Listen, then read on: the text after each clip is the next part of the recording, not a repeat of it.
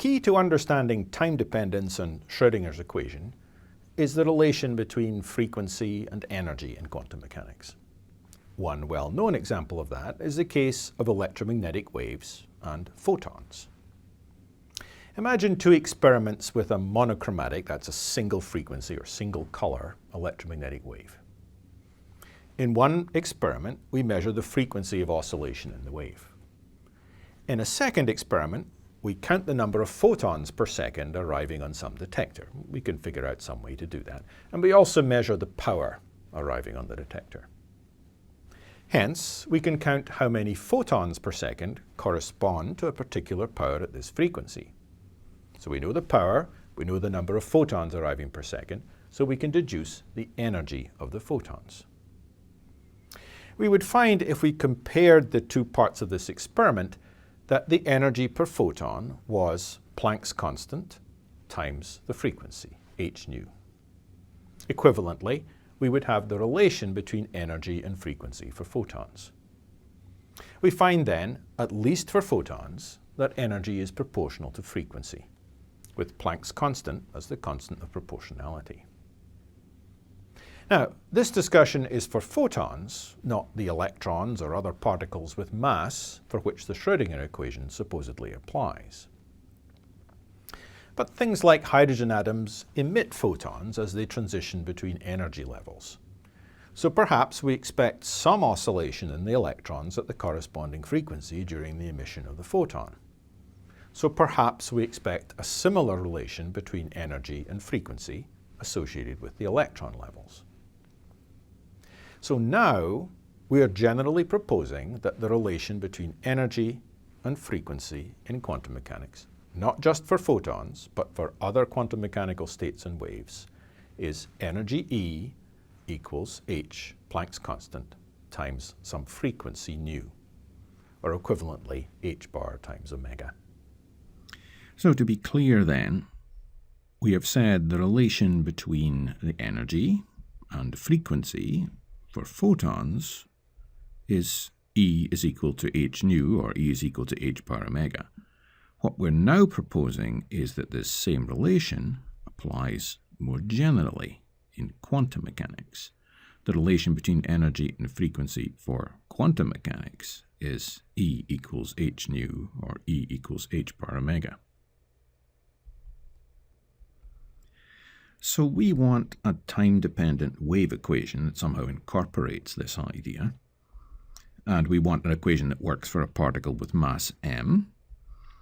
And as I said, with this specific relation, E is equal to h nu, or E is equal to h bar omega, they're the same thing, between the energy and the frequency. And for this equation, we might also reasonably want it to have plane wave solutions, for example, of the form e to the I kz minus omega t. That's a well-known plane wave we've seen before. And of course, we're interested in the case where this might happen when we have a specific energy. We've been talking about the idea of solutions like this when we were thinking about our solutions with the time-independent Schrödinger equation. We were hoping we could have plane waves, although there we did not get into discussing any time dependence. But anyway, there we had plane waves when we had a specific energy E and when we were sitting in a uniform potential. So we're hoping now we'll be able to construct an equation that has all of these properties. It does give us plane wave solutions, and it somehow incorporates this energy condition. And the plane wave solutions would occur when we have a uniform potential. So Schrödinger postulated the time-dependent equation in this form. So the left-hand side here looks just like what we had before for the time-independent part, except now our wave function is a function of position and time.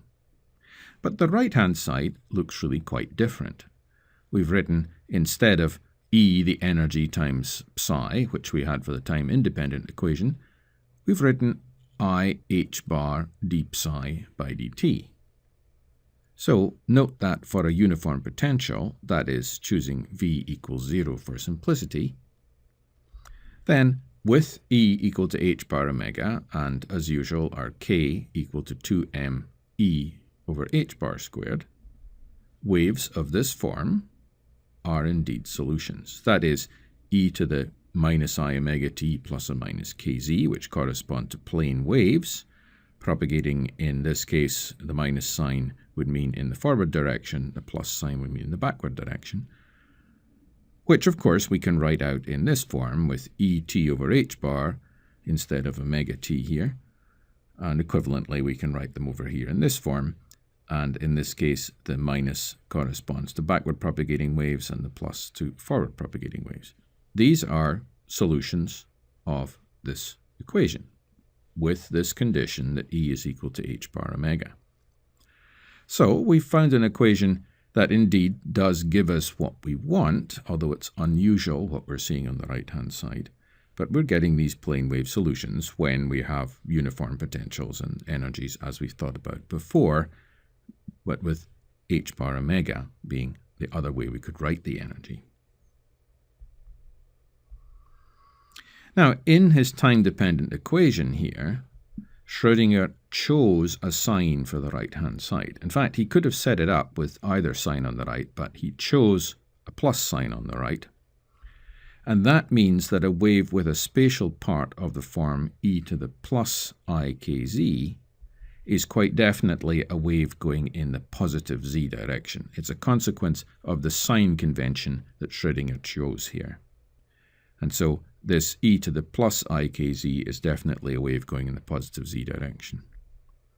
And that wave, including its time dependence, would be, as we've seen, for the case of v equals 0, e to the I kz minus et over h bar. That's actually just rewriting what we wrote just a second ago. Now, is this equation compatible with the time-independent equation? And we need to check this out before we go any further. So before we examine this time-dependent equation further, we need to check that it's compatible with the time-independent equation. And the time-independent equation could apply if we had states of definite energy, E, which would be an eigenenergy. So suppose that we had indeed some corresponding eigenfunction, psi of r, in such a case, so that, as usual, we are satisfying Schrödinger's time-independent equation. As it stands, this solution, however, psi of r, is not a solution of the time-dependent equation. Putting psi of r in here for this capital psi of r and t simply does not work, because psi of r has no time dependence. The right-hand side here would become 0 because this psi of r, if we put it in here, it's got no time dependence, so d by dt of it is just 0, whereas it should be e times psi of r. So how do we get ourselves out of this apparent contradiction? Well, suppose that instead of proposing the solution psi of r, we propose a solution capital psi of r and t that is psi of r and then multiplied by e to the minus I et over h bar. So, in our equation here, here's our left-hand side as before. When we write this out with our new substitution, of course, we have to add in these explicit factors here. But we can just take those out of this part because nothing in here depends on time. This is a spatial derivative, so this e to the minus I et over h bar just comes out as a factor. And hence, what we have on the right-hand side here is e times psi of r times e to the minus I et over h bar. That's our time-independent equation with just this additional factor put on both sides. There's no problem with that. This here all turned into e times psi of r. And hence, this right-hand side is e times psi of r and t, so this proposed solution is indeed a solution of the time-independent equation. So that's good news. Proposing that we put this time factor in here has not caused us any problem with finding this still to be a solution of the time-independent equation. Now, in fact, we could have put any time-varying function we liked over here, but we're proposing this specific one. So, psi of r and t equal to psi of r times e to the minus I e t over h bar solves the time-independent Schrödinger equation. So that's good. Similarly, knowing that psi of r solves the time-independent equation with energy E, and substituting in our new form in the time-dependent equation is going to give us, well, here's our time-dependent equation here. We've got a time derivative we have to perform. Writing that out explicitly here, here's the whole function of which we're going to take the time derivative. And of course, the psi of r doesn't depend on time, so it can come out of the time derivative. So we're left with this time derivative to perform here. But of course, that time derivative just means that we bring a minus I e over h bar out of the front here. And that is just equal to e times this entire wave function. The minus I here times I gives us 1. The h bars cancel. So we have e times psi of r times e to the minus I e t over h bar. In other words, we have e times psi of r and t. So this wave function, psi of r, the solution of the time-independent equation, times e to the minus I e t over h bar, also solves the time-dependent Schrödinger equation. So every solution psi of r of the time-independent Schrödinger equation with eigenenergy E is also a solution of the time-dependent equation as long as we always multiply it by a factor e to the minus I e t over h bar. Multiplying by this time factor, or indeed any time factor, makes no difference to psi of r with this time factor being a solution of the time-independent equation. So we can always do this. And so if psi of r is a solution of the time-independent Schrödinger equation with energy E, then psi of r and t, which is psi of r times e to the minus I e t over h bar, is a solution of both the time-independent and the time-dependent Schrödinger equations. And that makes these two equations compatible.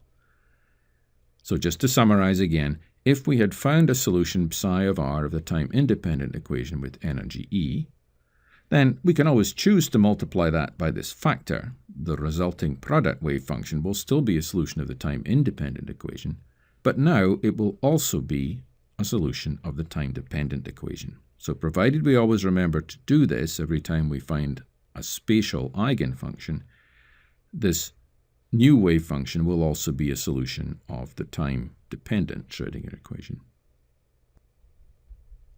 Now, at this point, you may be a little worried. We've been talking about a time-independent Schrödinger equation and a time-independent solution, but we seem to have added an oscillation onto it. Therefore, is our time-independent solution not time-independent anymore? In other words, if we propose this solution here, psi of r t equal to psi of r times e to the minus I e t over h bar, surely this thing is not anymore a time-independent solution. After all, we've got a time dependence in it. So, if we propose this solution to a time-independent problem, can this really represent something that is stable in time? And on the face of it, it would seem that it can't. But it can, because the measurable quantities associated with this state or this wave function are indeed stable in time. For example, probability density here. We can take the probability density, taking the modulus squared of this wave function, and all that happens is that these e to the I e t over h bar and e to the minus I e t over h bar factors just multiply out to 1. And so, indeed, the probability density that we would have calculated from our original solution to the time-independent Schrödinger equation is still the probability density that we calculate now. And of course, what this is pointing up is that the wave function itself may not be the thing with physical meaning, but the modulus squared is the thing with physical meaning. And even though we've added this time factor in to the time-independent solution, we have not changed any results associated with that time-independent solution. For example, the measurable probability density is the same, so we've not changed any measurable results that we would get. Now we've proposed the time-dependent Schrödinger equation, and we've checked that it's compatible with the time-independent one. Note, however, that the time-dependent Schrödinger equation, unlike the time-independent one, is not in general an eigenvalue equation. It's not an equation that only has solutions for particular values of a parameter, an eigenvalue, though, as we have seen, it is quite compatible with the eigensolutions of the time-independent equation. The time-dependent equation supports a much richer set of solutions, as we will see in the next section.